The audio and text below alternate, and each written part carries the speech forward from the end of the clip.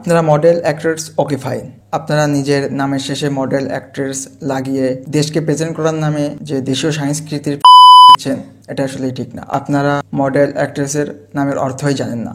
এই নামের অর্থগুলো অনেক রেসপন্সিবিলিটিপূর্ণ। তো কথাটা মন্দ বলেন নাই। So mind it. কাহিনীটা আপনাদের খুলে বলি। আমি টিকটকে ঢুকে ম্যাক্সিমাম সময় টিকটকে ঢুকে ডিফারেন্ট কিছু খোঁজার চেষ্টা করি। সেখানে ভিডিও স্ক্রল করতে করতে দেখলাম একটা ভিডিও যেখানে ওয়েল ডেকোরেটেড একটা রুম দেখানো হচ্ছে। ঠিক আছে, আমি এই জন্য ভিডিওটা স্কিপ করি না, ভিডিওটা দেখতেছি। একটু পর আমি একজনকে দেখলাম যে আয়নার সামনে হাফ প্যান্ট পরে দাঁড়িয়ে মাথা এইভাবে করতেছে। আমি কনফিউজ হয়ে গেলাম যে আসলেই এটা রুম দেখানো হচ্ছে নাকি বডি শো অফ করা হচ্ছে। ভিডিওটা রুম দেখানো পর্যন্ত ঠিক ছিল, কিন্তু আমি কনফিউজ হয়ে গেছি যে আসলে এখানে রুম দেখানো হচ্ছে নাকি নিজের শরীর বা ড্রেস আপগুলো শো অফ করা হচ্ছে। তখন আমি কনফিউজ হয়ে জাস্ট কমেন্ট বক্সে যে একটা কমেন্ট করলাম, কমেন্টটা ছিল এরকম: আমি একটা ছেলে হয়েও ছোট প্যান্ট এভাবে পরে থাকতে আমার লজ্জা পাই, আর আপনি অনেক আপডেটেড। আমরা জাস্ট এই ধরনের একটা কমেন্ট করি। কমেন্ট করার কিছুক্ষণ পর দেখি যে ক্রিয়েটর যে যার অ্যাকাউন্টে আমি এই কমেন্টটা করছি সে রিপ্লাই দিয়েছে। রিপ্লাইটা ছিল এমন: আপনি লজ্জা পান, সো আমি কি করব, একটা ইমোজি। অন্য মানুষ কি করবে সেটা বলবার আপনি কে? তখন এটা দেখার পরে আমি আবার ফের আরেকটা কমেন্টস করি, রিপ্লাই দিই। সেটা ছিল এমন: ফার্স্ট অফ অল আমার একটা প্রশ্নের উত্তর দেন, আপনি কি পাবলিক ফিগার? জিজ্ঞাসাবোধক চিহ্ন, just say yes or not. তারপরে আমি আর কোনো রিপ্লাই পাই নাই, কিন্তু ওইখানে অনেকেই অনেক রকম কমেন্টসের রিপ্লাই দিছে, তো সেগুলো আসলে ডাজেন্ট ম্যাটার। তখন আমার খুব জানতে ইচ্ছা করলো যে আসলে এই অ্যাকাউন্টটা কার বা কে এই অ্যাকাউন্টধারী। তো তখন আমি তার বিষয়ে একটু খোঁজখবর নেওয়ার চেষ্টা করলাম। যেহেতু তার সাথে আমার টিকটকে সমস্যা, সেহেতু আজ তার টিকটকের কিছু ভিডিও নিয়েই আপনাদের সাথে খেলা হবে।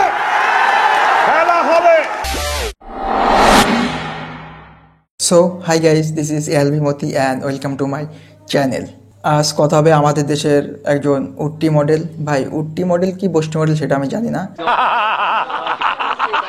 যিনি 2019-এর মিস সুফরি নেশন বাংলাদেশ হয়েছেন, এবং তার নাম হলো তানজিয়া জামান মিথিলা।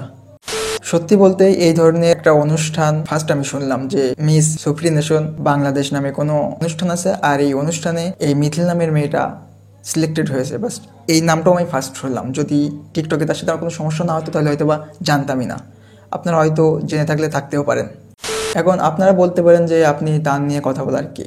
তো অবশ্যই আমি একজন সাধারণ ভিউয়ার হিসেবে আমার মতামত আমি শেয়ার করতেই পারি। আপনারা চাইলে এটা ইগনোর করতে পারেন।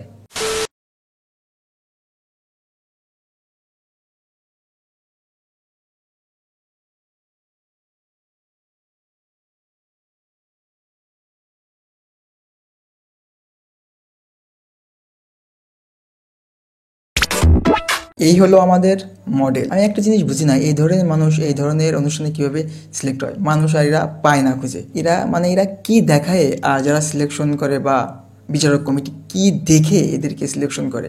আমার একটা জিনিস মনে পড়ে গেল যে মিস বাংলাদেশে যে কাহিনীটা হয়েছে, যেখানে সামান্য একটা পার্টিসিপেটে একটা ইউটিউবারের সাথে ঘষাঘষি করার কারণেই সে মিস বাংলাদেশ হয়ে গেল। তো এখানে এই ধরনের একটা অনুষ্ঠানে এই ধরনের একজন সিলেকশন হইতেই পারে, এটা সিম্পল। কেন বাংলাদেশ বলে এখানে কথা? একদম রাইট। আমি জানি না এর ভিতরে কি আছে আর একে কি দেখে এই ধরনের অনুষ্ঠানে সিলেকশন করে। প্রথমে ওর নাম নিয়ে আমার চুলকানি আছে। তানজিয়া জামান মিথিলা, একটা মানুষ তিনটা নাম নিয়ে বসে আছে। আর এই মিথিলা নামটা শুনলেই আমার কেমন যেন বারো ভাতারি মনে হয়। আপনারা জানেন যে মিথিলা যে কাহিনীটা করছে।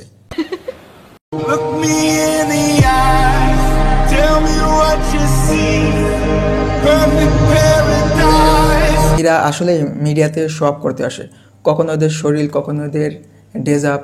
আর এই ধরনের মডেলের হাতে আমি একটা জিনিস দেখেছি, আইফোন থাকবেই, আর কিছু না হলেও ঘুরে ফিরে আয়নার সামনে এসে আইফোনটা শো অফ করবে। এটাই হলো এদের কাজ। আর এই টাইপের থার্ড ক্লাস মার্কা মডেলের হাতে আইফোন থাকবেই, এটা বাধ্যতামূলক। শো অফ তো করতেই হবে। এরা শো অফ ছাড়া কিচ্ছু বোঝে না। শো অফ শেষ হলে এদেরকে আর খুঁজে পাওয়া যায় না। আবার কিছুদিন পরে এরা হঠাৎ করে একটা ভাইরাল হওয়ার কাজ করবে, ভাইরাল হবে, আবার কিছুদিন পরে এরা হারাই যাবে। এদেরই কাজই হলো এই ভাইরাল হওয়া। কেন মিডিয়াতে এরা আসলে কোনো কাজের মাধ্যমে কখনো টিকতে পারে না। এদের কেউ আবার নিচতলা ভাড়া দিয়ে 2 তলা করার প্ল্যানিং করে। আবার সেদিন একটা দেখলাম যে সে বললে আমার নিচতলা তো নাই, তাহলে আমার কি করতে হবে, আমার 2 তলা ভাড়া দিয়ে 3 তলা করতে হবে। এরা holo এই টাইপের। চলুন এদের কিছু এবার ভিডিও দেখে আসি। Y en un estado te manda a decir que ahora todo cambió.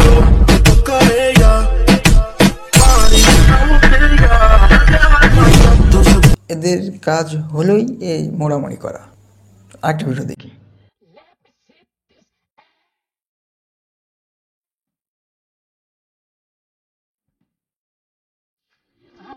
এই হলো ওদের ভিডিওর কোয়ালিটি। আপনি এদেরকে বলতে পারেন সফট পর্ন তৈরি করতেছে এরা। এদেরকে আসলেই কোনো ভালো ভিডিও নাই। এরা টিকটকে স্ক্রল করলে এদের অ্যাকাউন্ট ঘুটিয়ে আপনি শেষ করে ফেলবেন, কিন্তু এদের একটা কোয়ালিটি সম্পূর্ণ কোনো ভিডিও পাবেন না।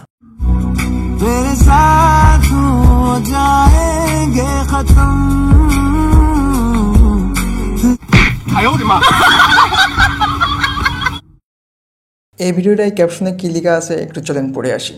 কে কে আমার মতো। তাহলে এবার বলেন, একটা মেয়ে একটা ছেলের দিয়ে পার্টি পাচ্ছে, আবার সেখানে ক্যাপশন দিয়েছে কে কে আমার মতন। মানে এটা কি ধরনের ইনফ্লুয়েন্স? মানে এটা আমাদেরকে ইনফ্লুয়েন্স করতেছে কে কে আমার মতন। এটা অনেক ভালো একটা কাজ মনে হলো। মানে আমার মতন কে কে এমন, মানে কি একটা কাজ করে ফেলছে। আরেকটা ভিডিও দেখি।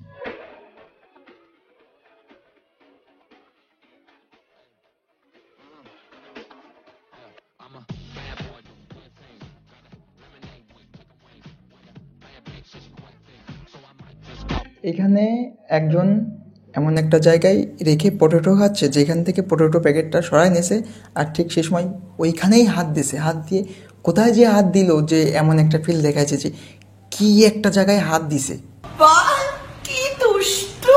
আমার মনে হয় যে এই ভিডিওগুলো আসলে ভালগারিটি ছাড়া কিচ্ছুই না। এইগুলো দেখে যদি অন্য যারা টিকটকার আছে তারা যদি এইগুলোই করে তাহলে তো ভালগারিটি বেড়েই যাবে। আমাদের দেশে এই টিকটক বন্ধ করা ছাড়া কোনোই উপায় থাকবে না। तुम दोनों ने मिलके जान मेरी ले ली। এই ভিডিওর ক্যাপশনে লেখা আছে দুইটা মিলে মাথা খারাপ করে দিল আমায়।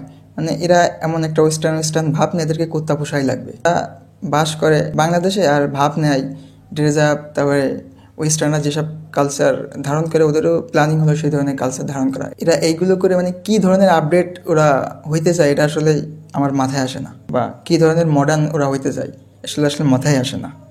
এবার একটা ড্যান্স ভিডিও দেখবো।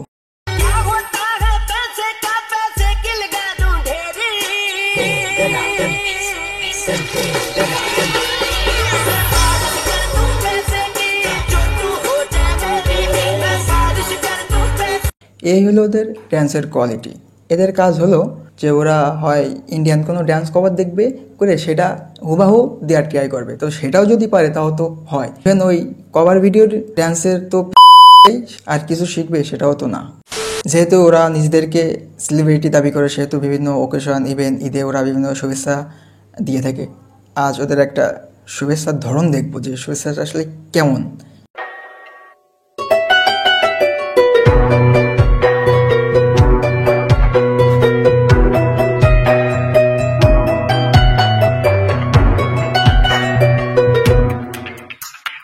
सुंदर सुंदर वो हसीना बड़ी सुंदर। এই ভিডিও দেখার পরে আপনি কনফিউজ হয়ে যাবেন যে আসলেই ও শুভেচ্ছা দিচ্ছে নাকি ওর বডি ওর ফেস এগুলো শো করতেছে। এখানে আপনি কনফিউজ হয়ে যাবেন যে আসলেই ওকে দেখতেছেন নাকি ওর ঈদ মোবারক এটা দেখবেন। একটু কথাটা মন্দ বলেন নাই। এই হলো তার টিকটকের অ্যাক্টিভিটিস। আমি অন্য কোনো সাইট বা অন্য কোনো ভিডিও যদি আপনাদের যদি শেয়ার করতাম বা অন্য কোনো অ্যাক্টিভিটিস আপনাদের সাথে শেয়ার করতাম, তাহলে আসলে আপনাদের এমনি তো মেজাজটা খারাপ হয়ে যেত। কি সব আজে বাজে কথা বলতেছে। সো আজ এই পর্যন্তই। আর আমারও অত ভালো লাগতেছে না অন্য এত কিছু আপনাদের সাথে শেয়ার করতে। সো আমার কাছে কথা হলো, আপনারা এত সস্তা কেন? পতিতলায় তাদের দেহ সোয়াপ করে এবং দেহ ভক্ষণ করে টাকার মাধ্যমে, আর আপনারা এগুলো ফ্রি শুরু করে দিচ্ছেন। মানে আপনারা এত সস্তা কেন? আপনারা এগুলো বন্ধ করেন।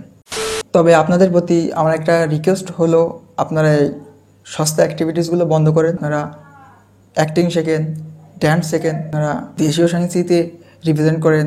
দেখবেন আপনারা একদিন ঠিকই এই প্রতিযোগিতামূলক বাজারে টিকে থাকতে পারবেন। এভাবে আসলে বেশি দিন টিকে থাকা যায় না। কিছুদিন পরে আপনাদেরকে হারা যাওয়া লাগবেই, আপনাদের আর খুঁজে পাওয়া যাবে না।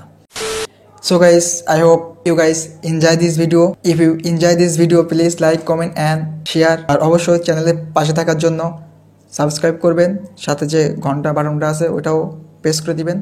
ভালো থাকবেন, আল্লাহ হাফেজ।